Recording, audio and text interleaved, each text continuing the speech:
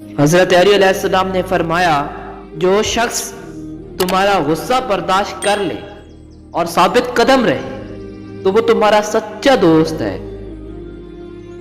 حضرت علی علیہ السلام نے فرمایا، نماز کی فکر اپنے اوپر فرض کر لو، خدا کی قسم دنیا کی فکر سے آزاد ہو جاؤ گے اور کامیابی تمہاری قدم چومے گی۔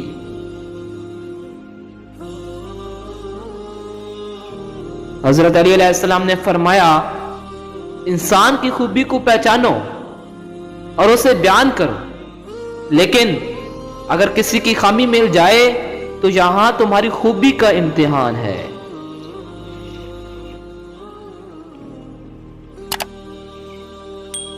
حضرت علی علیہ السلام نے فرمایا، جو چغلخور کی بات پر اعتماد کرتا ہے وہ اپنے دوست کو اپنے ہاتھوں سے گوا دیتا ہے۔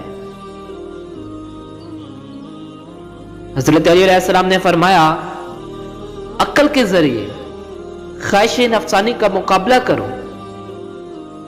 حضرت علی علیہ السلام نے فرمایا، ہوشیار انسان کی اصل ان کی عقل ہے، اس کی جوان مردی اس کا اخلاق ہے۔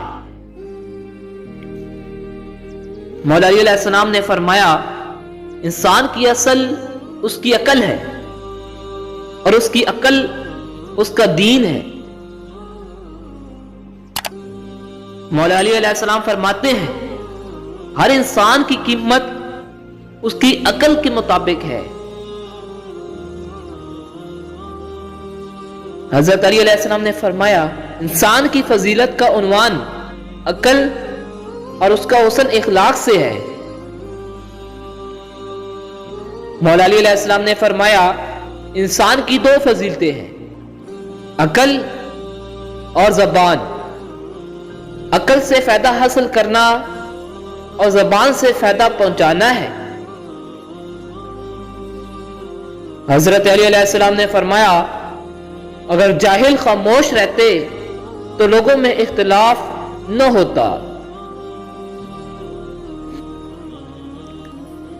مولا علی علیہ السلام نے فرمایا، جو شخص نیکی کرنے سے بخل کرتا ہے وہ عقل مند نہیں ہے۔ حضرت علی علیہ السلام نے فرمایا، جاہل کے سامنے عقل کی بات مت کرو، پہلے وہ بحث کرے گا پھر اپنی ہار دے کر دشمن ہو جائے گا۔